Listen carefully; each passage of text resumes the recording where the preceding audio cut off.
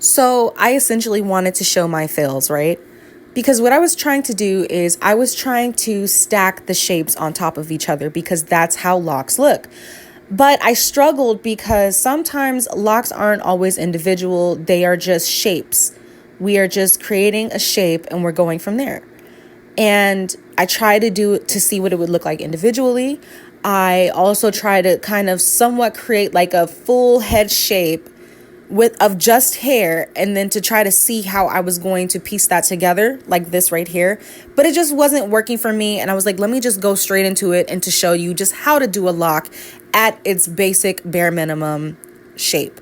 So here I'm doing a basic triangle or cylinder shape. This one has a little bit of movement, a little bit of texture, and this one is a little bit thicker and still with a little bit of both of a straight and some shapes and all that. Now, depending on where you put the lines, it can create kind of like a curl type pattern, which this is what a spiral curl would look like.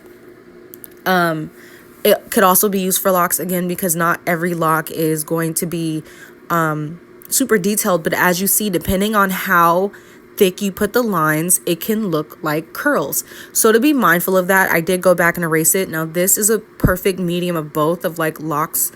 And as you see, like I'm erasing some of the lines because the lines could also create, again, it could look like a curl.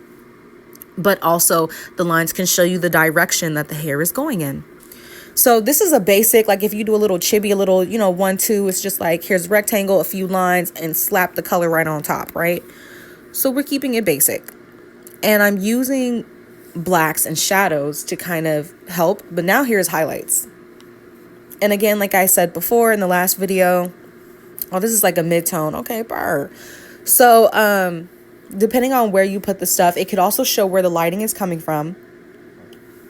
But also, again, like in anime where it's like the hair has a natural luster, you would add stuff like this. Now I'm adding shadows because, again, it's helping you understand the plane, understand the texture. And that's just what it's giving. It's just very simple. It's not too bad. I wanted to show it like this instead of the way that I was showing it because it can get confusing. It was a lot happening. It was stuff going on. We were moving fast. We're moving fast now, but I'm just showing you the nitty gritty of things. So I hope that this helped. And yeah, thank you.